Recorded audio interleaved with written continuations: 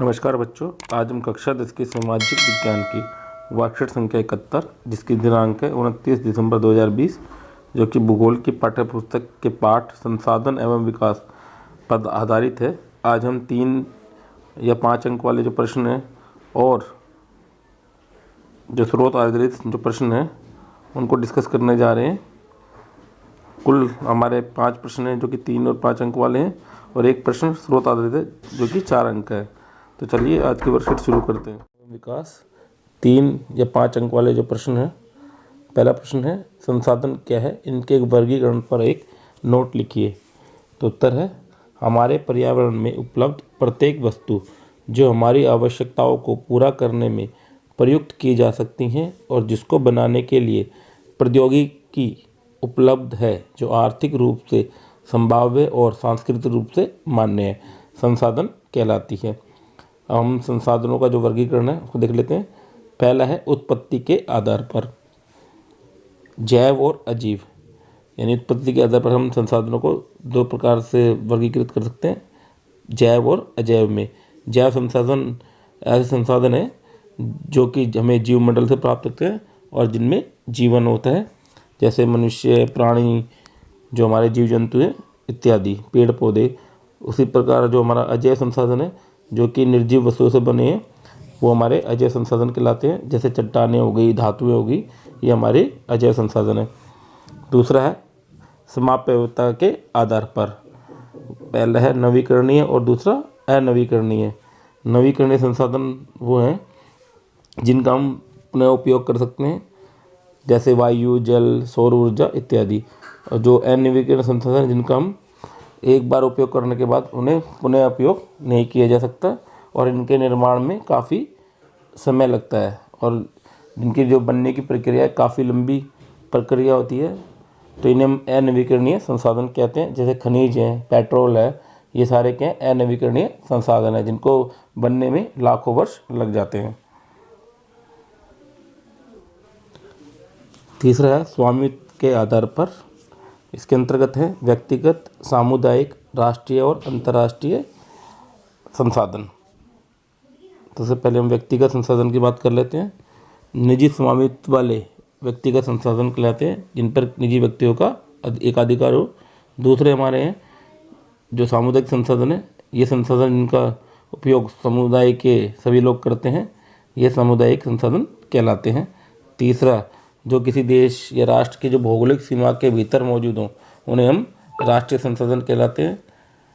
और बाकी जो अंतर्राष्ट्रीय जो समुद्र तट की रेखा के 200 मील दूरी से जो परे जो खुले महासागरीय संसाधन हैं जिन पर किसी भी देश का कोई एकाधिकार नहीं होता और इन पर जो अंतर्राष्ट्रीय संगठन है उनकी निगरानी होती है, इन्हें हम अंतर्राष्ट्रीय संसाधन कहते हैं।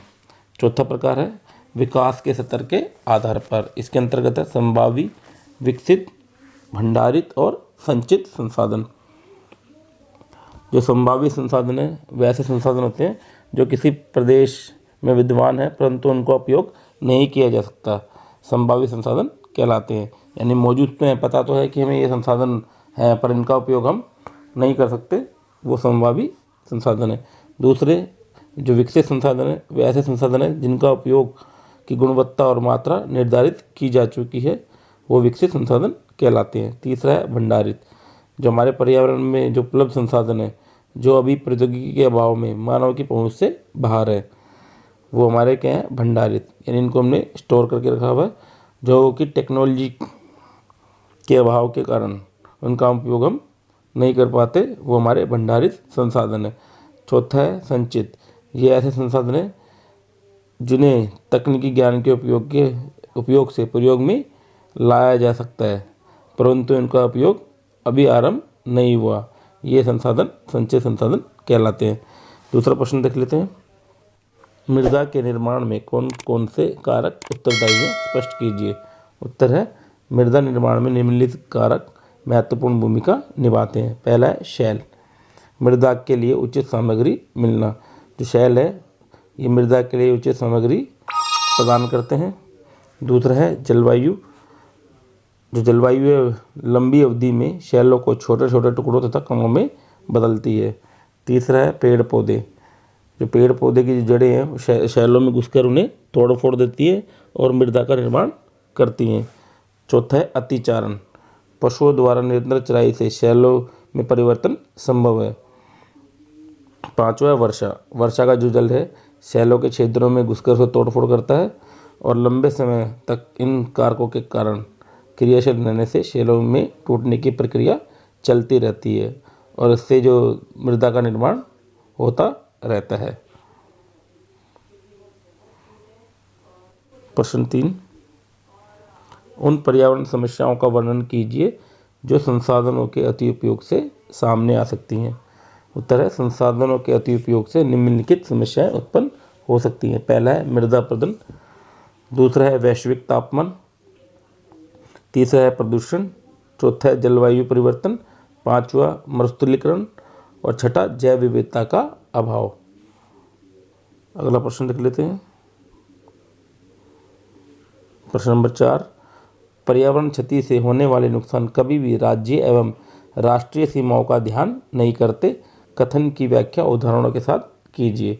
उत्तर है पर्यावरण क्षति से होने वाले नुकसान कभी भी राज्य एवं राष्ट्रीय सीमाओं का ध्यान नहीं करते, वरन संपूर्ण जीव प्रजाति को इसका भुगतान करना पड़ता है। उदाहरण, ओजोन परत का क्षरण भले ही कुछ देशों तथा कुछ समूहों के अत्यधिक लाभ अर्जित करने के उद्देश्य से अत्यधिक क्लोरोफ्लोरोकार्बन तथा कार्बन डाइऑक्साइड का उत्सर्जन करने से हुआ हो, किंतु इस होने वाले नुकसान संपूर्ण मानव जाति को भुगतना पड़ता है। इसी प्रकार वैश्विक तापमान के कारण पृथ्वी का तापमान लगातार बढ़ता जा रहा है और यह किसी राज्य या राष्ट्र तक सीमित नहीं है। इसका नुकसान संपूर्ण जीव प्रजाति को भुगतना होगा। इसी प्रकार जो पोल्यूशन है, जैसे दिल्ली में पोल्यूशन है तो उसका असर आसपास के क्षेत्रों पर भी पड़ेगा। जो पर्यावरण जो क्षति है वो ना तो राज्य की सीमाएं देखती, ना वो अंतर्राष्ट्रीय सीमाएं देखती। मान लो बांग्लादेश के अंदर पोल्यूशन है तो उसका असर भारत के ऊपर भी पड़ेगा।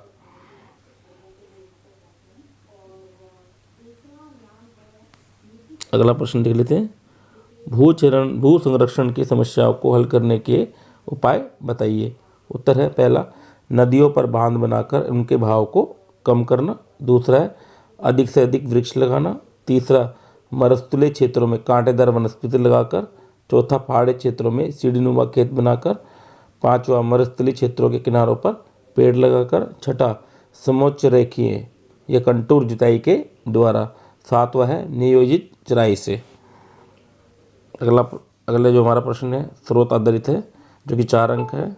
उसको एक बार पढ़ लेते हैं अनुच्छेद को। संसाधनों के विवेकपूर्ण उपयोग के लिए नियोजन एक सर्वमान्य रणनीति है। इसीलिए भारत जैसे देश में जहां संसाधनों की उपलब्धता में बहुत अधिक विविधता है और यह भी महत्वपूर्ण है, यहाँ ऐसे प्रदेश भी हैं जहां एक तरह के संसाधनों की प्रचुरता है परंतु दूसरे तरह के संसाधनों की कमी है। कुछ ऐसे प्रदेश भी हैं जो संसाधनों की उपलब्धता के संदर्भ में आत्मनिर्भर हैं और कुछ ऐसे प्रदेश हैं जहां महत्वपूर्ण संसाधनों की अत्यधिक कमी है। उदाहरणतः झारखंड, मध्य प्रदेश और छत्तीसगढ़ आदि प्रांतों में खनिज और कोयले के प्रचुर भंडार हैं। अरुणाचल प्रदेश में जल संसाधन प्रचुर मात्रा में पाए जाते हैं परंतु मूल विकास की कमी है। राजस्थान में पवन और सौर ऊर्जा संसाधनों की बहुतायत है लेकिन जल संसाधनों की कमी है। लद्दाख का शीत मरुस्थल देश के अन्य भागों से अलग थलग पड़ता है। यह प्रदेश सांस्कृतिक विरासत का धनी है परंतु यहाँ जल आधारभूत अवसंरचना तथा कुछ महत्वपूर्ण खनिजों की कमी है। इसीलिए राष्ट्रीय, प्रांतीय, प्रादेशिक और स्थानीय स्तर पर संतुलित संसाधन नियोजन की आवश्यकता है। अब इनके प्रश्न उत्तर हम डिस्कस कर लेते हैं। पहला प्रश्न है संसाधन नियोजन क्यों आवश्यक है। तो इसका उत्तर है संसाधनों के विवेकपूर्ण उपयोग के लिए संसाधन नियोजन आवश्यक है। दूसरा प्रश्न है लद्दाख की विशेषताओं का वर्णन कीजिए। तो लद्दाख एक शीत मरुस्थलीय क्षेत्र है। यह प्रदेश सांस्कृतिक विरासत में धनी है। और तीसरा यहाँ खनिजों तथा जल की कमी है।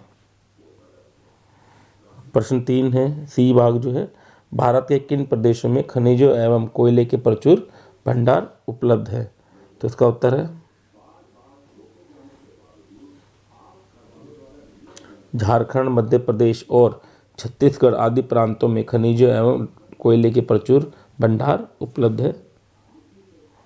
प्रश्न डी, भारत के किस प्रदेश में जल संसाधनों का व्यापक अभाव है? तो इसका उत्तर है राजस्थान में जल संसाधनों का व्यापक अभाव है। तो आज की वर्कशीट में इतना ही।